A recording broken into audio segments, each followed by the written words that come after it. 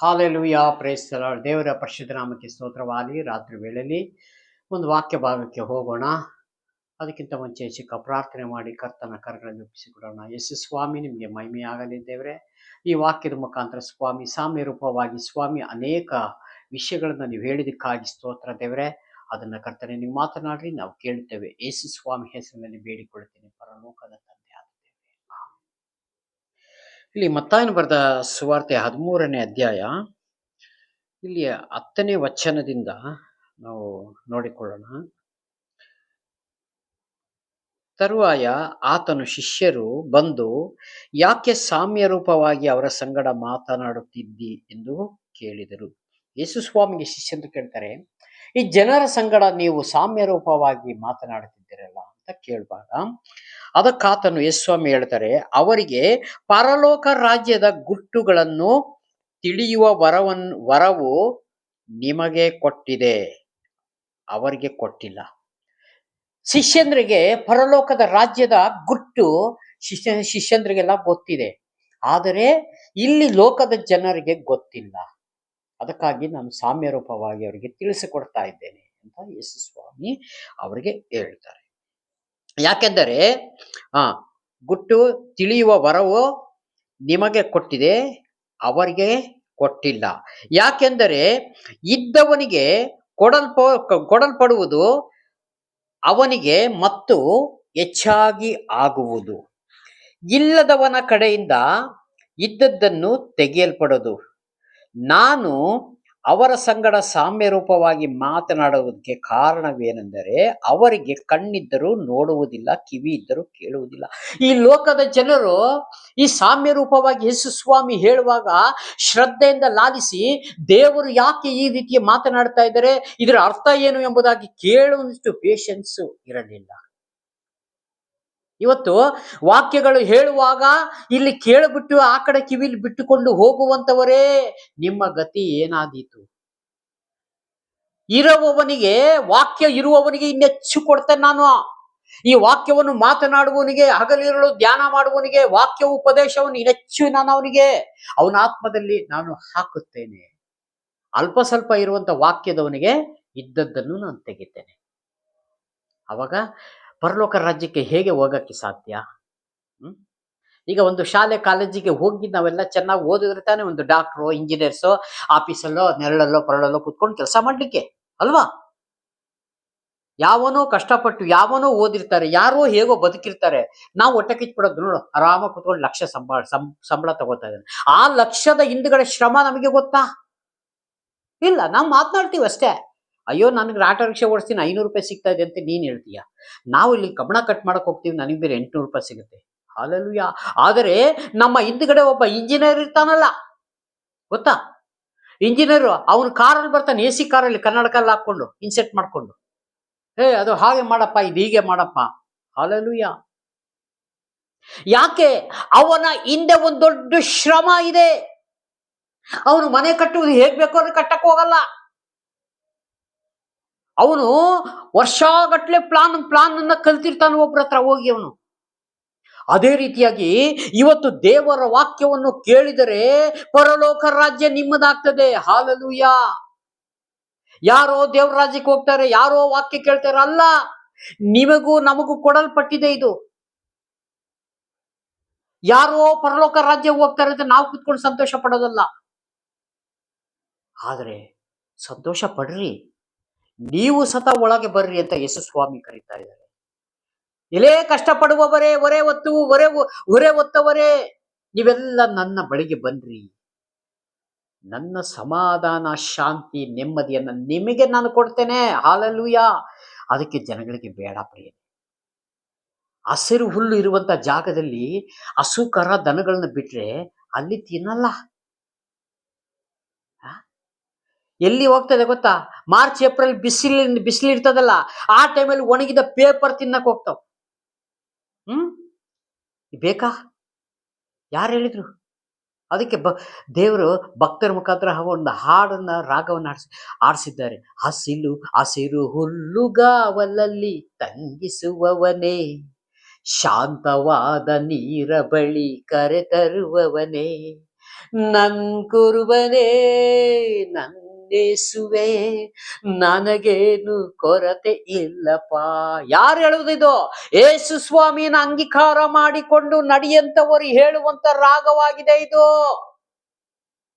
ಇಲ್ಲದವರು ಹೇಳಲಿಕ್ಕೆ ಆಗುವುದಿಲ್ಲ. ಅವರು ಒಳಗೆ ಹೋಗದಲ್ಲಿ ಈ ಹಾಡು ಅವರಿಗೆ ಅನ್ವಯ ಆಗುವುದಿಲ್ಲ.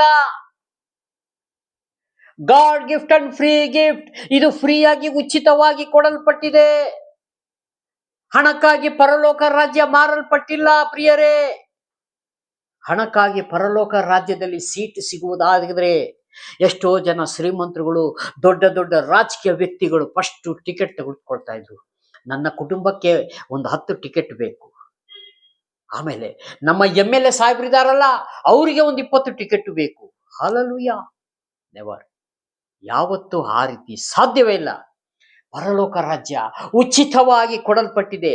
ಯಾರ್ಯಾರಿಗೆ ಬೇಕು ಅವರು ಮಾತ್ರ ನಿಂತುಕೊಂಡು ಟಿಕೆಟ್ ಅನ್ನ ಪಡೆದುಕೊಳ್ಬೇಕಾಗಿದೆ. ಹಲ್ಲೆಲೂಯಾ. ಟಿಕೆಟ್ ಪಡ್ಕೊಳ್ಳೋದಂದ್ರೆ ಯಾವ್ದೋ ಲೈನ್ ನಿಂತ್ಕೊಂಡು ಅಲ್ಲ, ಇದರಲ್ಲಿ ಬೆಳಿಬೇಕು.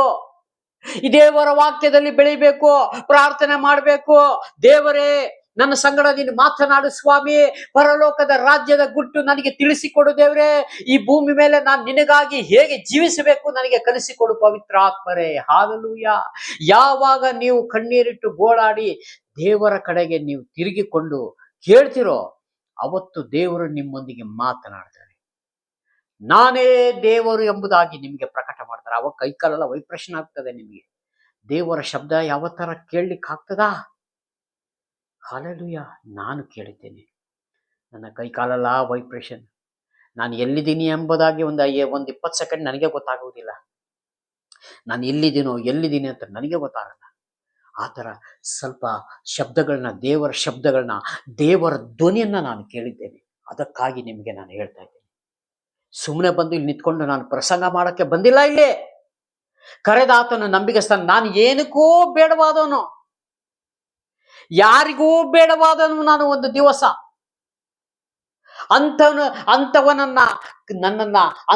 ನನ್ನನ್ನ ದೇವರು ಕರೆದು ಇಲ್ಲಿಗೆ ನಿಲ್ಲಿಸಿದ್ದಾರೆ. ಅದಕ್ಕಾಗಿ ಅವರ ಹೆಸರನ್ನ ನಾನು ಘನಪಡಿಸಬೇಕು ತಾನೆ ಅಲ್ವಾ? ಯಾರಾದ್ರೂ ನಿಮಗೆ ಒಂದು ಸಹಾಯ ಮಾಡಿದ್ರೆ ನೀವು ಅವ್ರನ್ನ ನೆನೆಸ್ಬೇಕಲ್ವೇ? ನೆನೆಸ್ತಾ ಹೋದ್ರೆ ನಾವ್ ಏನಾಗ್ತೀವಿ ಹೇಳು? ದ್ರೋಹ ಮಾಡ್ದಂಗ ಆಗ್ತವೆ. ಹಲ್ಲೆಲೂಯಾ. ಆ ರೀತಿ ಆ ದ್ರೋಹಿಗಳಾಗಿ ನಾವು ನಿಲ್ಲಬಾರ್ದು ಪ್ರಿಯರೇ. ಅದಕ್ಕಾಗಿ ದೇವ್ರು ಹೇಳ್ತಾರೆ, ಬಾ ನನ್ನ ಬಳಿಗೆ ಬನ್ನಿರಿ, ಜೀವ ಜಲ ಬುಗ್ಗೆಯನ್ನು ನಾನು ಹರಿಸುವೆನು. ಕ್ರಯ ಇಲ್ಲದೆ ಕುಡಿಯಿರಿ. ಕ್ರಯ ಅಂದ್ರೆ ಏನು? ದುಡ್ಡು ಕೊಟ್ಟು ಕುಡಿಯೋದಲ್ಲ, ಫ್ರೀಯಾಗಿ ಕುಡಿಯಿರಿ. ನಿಮಗೆ ಎಷ್ಟು ಬೇಕೋ ಅಷ್ಟು ನೀರು ಕುಡಿಯಿರಿ.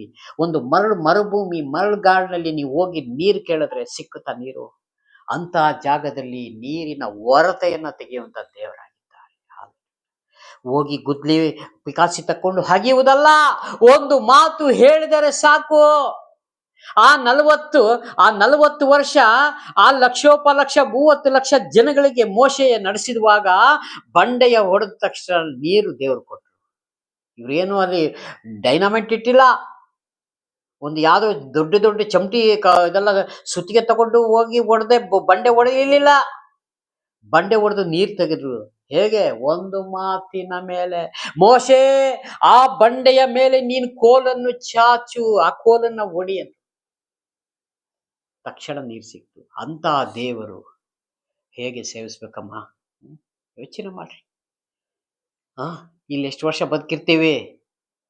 ಇಲ್ಲಿ ಒಂದು ಎಕ್ಸಾಮ್ ಇಟ್ಟಿದ್ದಾರೆ ದೇವರು, ಒಂದು ಪರೀಕ್ಷೆಯನ್ನ ಇಟ್ಟಿದ್ದಾರೆ. ಆ ಪರೀಕ್ಷೆಯಲ್ಲಿ ನಾವು ಹೇಗೆ ಬರಿತಾ ಇದ್ದೇವೆ? ನಮ್ಮ ಕೈಯಲ್ಲಿ ಪುಸ್ತಕ ಇದೆ, ಪೆನ್ ಇದೆ, ಪೆನ್ಸಿಲ್ ಇದೆ, ಎಲ್ಲ ಇದೆ. ಹಲ್ಲೆಲೂಯಾ. ಬರೀರಿ. ಯಾವುದಕ್ಕಾಗಿ ಬರಿತಾ ಇದ್ದೀರಾ? ಪರಲೋಕ ರಾಜ್ಯಕ್ಕೆ ಹೋಗ್ಲಿಕ್ಕೆ ನಾನು ಸ್ವಾಮಿ ಒಳ್ಳೆ ಅಂಕಗಳನ್ನ ಬರಿತಾ ಇದ್ದೇನೆ ದೇವ್ರೆ. ನನಗೆ ಈ ಲೋಕದ ಅಕ್ಷರಗಳು ಬೇಡ, ಈ ಲೋಕದ ಪುಸ್ತಕ ಬೇಡ ಸ್ವಾಮಿ, ಪರಲೋಕದ ಈ ಪುಸ್ತಕ ನನಗೆ ಬೇಕು ದೇವ್ರೆ.